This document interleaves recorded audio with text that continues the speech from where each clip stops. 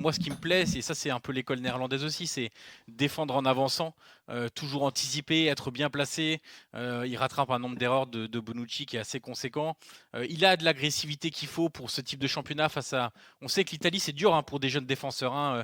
Les attaquants, ils Kevin te Diaz en harcèlent sans lévitation là, arrêt. depuis 5 minutes.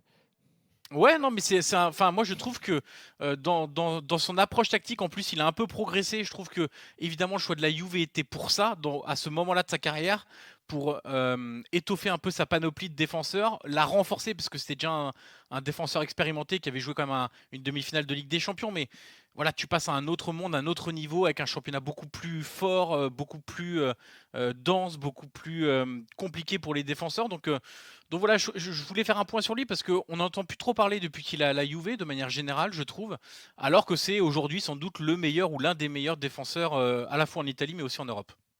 Kevin. Moi, je suis complètement d'accord avec Johan, bien sûr. Et je trouve que c'est fort quand même ce que fait Matthijs de Ligt parce que alors oui, c'est un joueur qui, quand tu joues à l'Ajax, tu es capitaine, tu as été programmé depuis tout jeune pour atteindre le très haut niveau.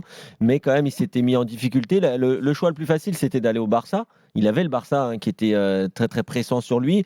Il avait le style de jeu, il avait la perspective peut-être de remplacer Piqué. Et ça a surpris quand même aux Pays-Bas qu'il aille à la Juve, même si c'est un très très grand club. C'est plus dur de s'imposer à la Juve où c'est encore plus strict défensivement. Tu sais, les Néerlandais. C'est le style qui lui correspondait le moins. Voilà, parce que les Néerlandais, comme disait Johan, ils défendent, mais s'ils prennent des buts, c'est pas trop grave. Regarde, hier, l'Ajax gagne en coupe 5-4 contre le FC Utrecht. Donc tu vois, c'est pas comme si, on peut pas dire. Ouais. Sacré match, dis donc. Il y avait Utrecht. Ah ouais. il y avait non, c'est un club sympa pour les Pays-Bas. Utrecht ici, mais on se Oui, trompe. Non, Utrecht. c'est ça, ouais. D'ailleurs, il y a un Français qui a marqué, Moussa Sylla, l'ancien de Très bon attaquant. très bon attaquant qui a fait un choix sportif d'aller aux Pays-Bas. Et donc Ça prend la tête, là. ouais, c'est vrai. Mais bon, Jérôme Bretagne, je pense que Jérôme Bretagne aurait été très très bon à l'Ajax d'ailleurs. C'est vrai. Avec son pied gauche. Il aurait été titulaire. Un vrai ailier. Bah oui, ailier gauche, 4-3-3.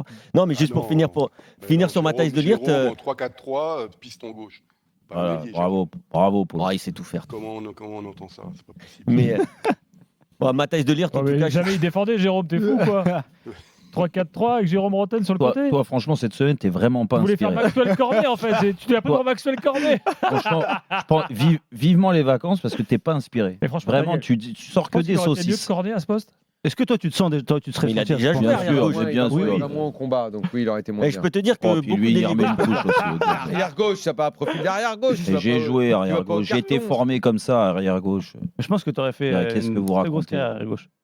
Bon, tais-toi, Maxwell. Donc, tu disais. Voilà. Dieu. Juste, Cornet. je finis pour dire que les défenseurs néerlandais, ils sont quand même formés pour jouer au ballon. Mais lui, c'est quand même une armoire, hein. Il est très grand, très costaud, et il a su adapter son jeu en arrivant avec l'équipe première de l'Ajax et puis à la Juve. Donc bravo à lui, et dommage qu'on n'ait pas Virgil van Dijk avec lui peut-être pour l'Euro, parce que sinon ça aurait été peut-être sûrement la meilleure charnière du monde.